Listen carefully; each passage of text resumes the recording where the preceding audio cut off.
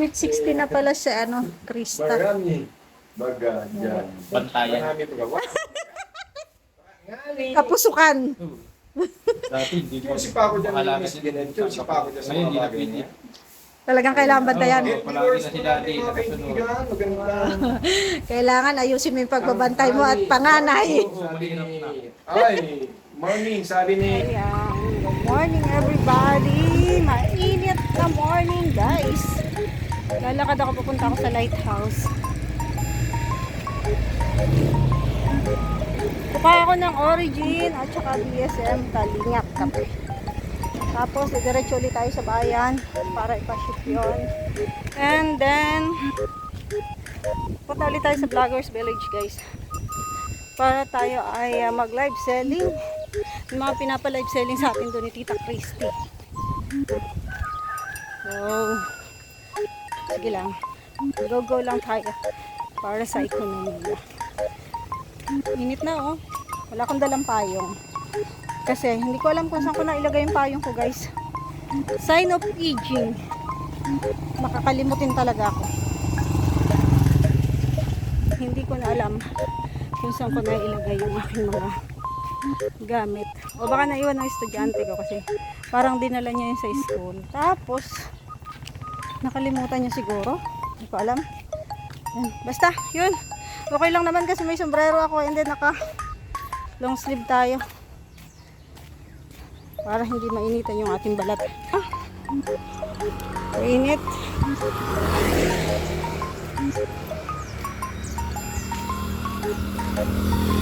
After nito, syempre magpapaship tayo. And, magla-live na nga uli. Ano. So, sa mga gusto mag-order guys ng BSM Kalingap Kape and Origin, message nyo lang ako sa aking Facebook page, Roda Mix Vlog.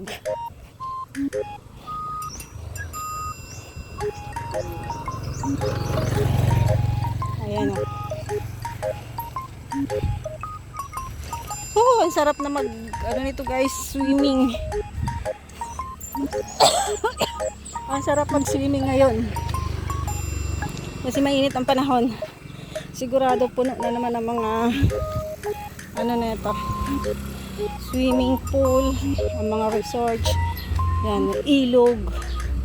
Kasi masarap magbabad sa ilog hanggang. Naalala ko guys sa Quezon. Ganyan kami sa Quezon guys. Maaga pa lang. Punta na kami sa ilog. Tapos may dala kaming pagkain. May dala kaming bigas. Doon na kami magluluto sa ilog. Tapos ulam. Ayan. Alam niyo yung ulam dun sa sa Quezon. Sa ilog. Marami ka rin makukuha ng hipon, isda. Tapos susok. Nakakaitim nga lang yung tubig sa ilog. Pero malamig ang tubig sa ilog guys. Kaya masarap mag-swimming.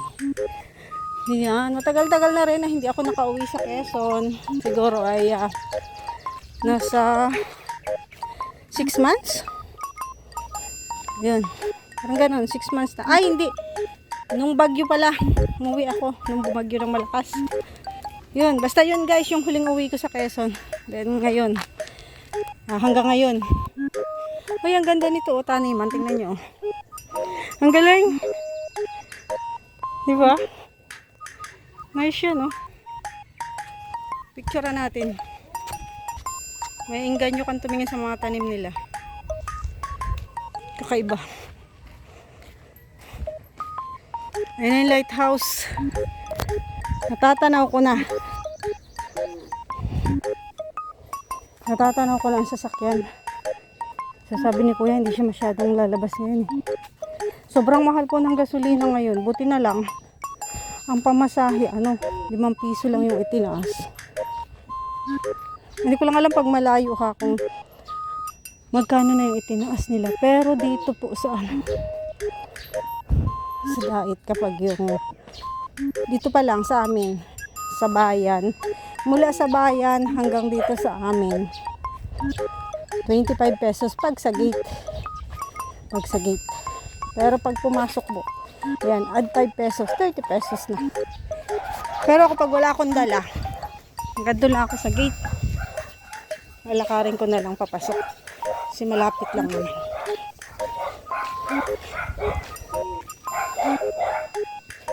Ayan. Lapit na tayo. Ito talaga yung hirap sa akin guys. Ang aga ko gumayak. Tapos, eto na naman ako. Tanghali na naman ako nakaalis. Grabe. Kilala niyo ba to? Tricycle na kulay pink. Yan. Ang tricycle na kulay pink. Yan. Continuous and Team Krista International. Micres. Favorite nila ang pink. Oh, nandito lahat ng sasakyan. Ay, marunong ka na? Galing-galing naman niya. Marunong na pala siya magmotor. Ang init, grabe nga. Hala siya. Walang beauty sisirain, sira na. Si Jun po, nagbablog. Nandito na ako sa lighthouse, guys. Kausap Dito si John, nagbablog. Yan si Kuya Junel, tapos si Tapos, Miss Rhoda si po. Kuya Junel. Ayan, nandito po si Kuya Junel, Papa ni Krista. Dahil si Mas. May hinihintay po siya. Hinihintay po niya yung mga ikakabit daw niya dyan. Inaantay ko si Ron Ron. Ay, si Ron pala. Si Rhoda. Sino? Magluto. May ano lang po siya, Ma'am Shirael. Alam ko po, anong luluto? Kinukuha lang po niya yung order niya kay Ate Edna po. Kuha origin, tsaka BSM Kalingap Tapi. Origin, tapos yung Kalingap BSM Tapi. Kaya Junel, malapit ng birthday ni Krista. Len. Anong, may invitation na tayo guys. Pupunta tayo at nag-invite si Kuya Junel ay. Pero kung hindi ako in-invite ni Kuya Junel, hindi ako pupunta. Kayo, Marami pa. Diyan. One family tayo, one kalingap. Oh, wow, yun ang gusto ko kay Kuya Junel. Saan ba ang ganap? Surprise pa? Surprise ko nga, wala Yan. pa nababanggit si Maria. So, ayan po, hintayin natin. So, may invitation na kami. So, pupunta kami niyan, guys. April, ano nga yun? 16. April 16. So, ayan, malapit na. Ilang taon na si Krista, Kuya Junel? Baka naman. Wow, sweet 16. Sweet 16 na pala si Krista. Marami. Baga dyan. Bantayan. Marami po gawa. Ngani. Kapusukan. Dati hindi ko. Choosy pa ako dyan. Choosy pa ako dyan. Ngayon hindi na pwede. Talagang kailangan bantayan. Palagi na si Daddy nakasunod. Maganda. Kailangan ayusin mo yung pagbabantay mo at panganay. Sabi ni... Ay, morning. Sabi ni Ma'am Sikal. Ay, hello po, Ate Helen. Nagbablog po ako ay. Ate Helen Sikal. Good morning. Ayan, so ayan po si Kuya Jonel. Siyempre panganay si Krista. At pag panganay kasi, guys yan, mahal na mahal ng tatay. Tapos si Krista kasi babae, mas malapit sa tatay. Pag babae, ano naman? Ay, paglalaki ka na. Oo, ganun. Pag lalaki, mas malambing naman sa nanay. Kaya yan po ang kanyang gwardya. Ginagwardyahan niya talaga si Krista. Kailangan natin yan. Hindi. Ang tawag nila. Sabi ni Diyos, shout out po dito sa... Makapagtapos siya ng pag-aaral. Para naman sa kanya. Pero piso mo pa lang.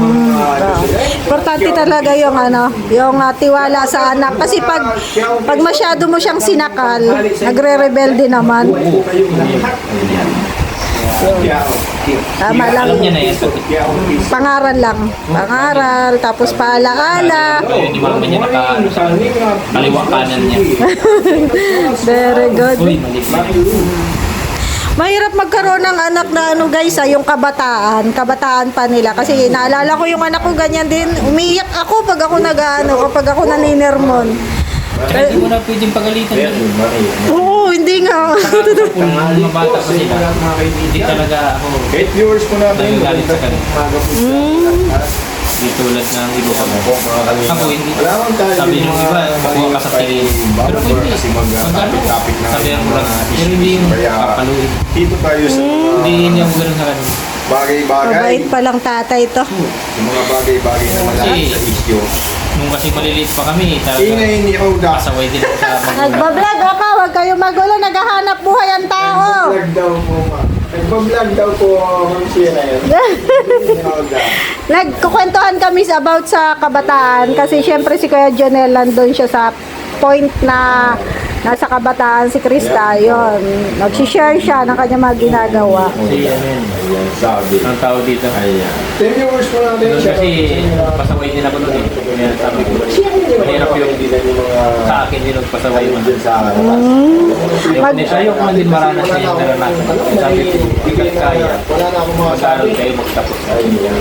Magkaiba kami ni Kuya Jonel ng pagpapalaki sa anak eh. Siya hindi nananakit. Ako talaga guys, nananakit ako sa anak ko. Tuloy sa mga Ganun talaga siguro po buhay. Ay siguro. Actually po mga kaibigan. Grabe siya.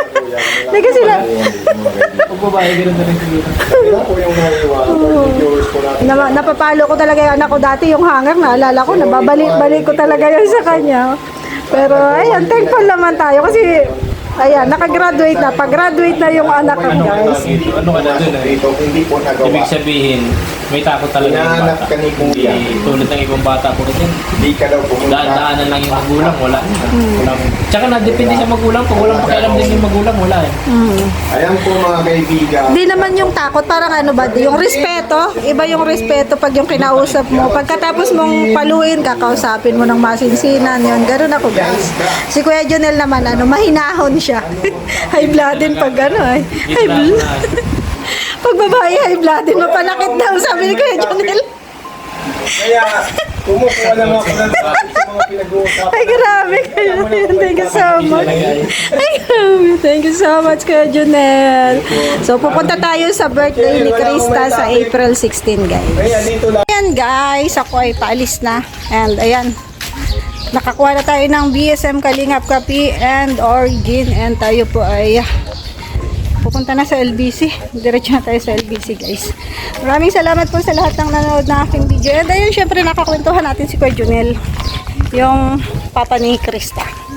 Maraming salamat po sa lahat ng nanonood ng aking video. Bye-bye po. God bless us all.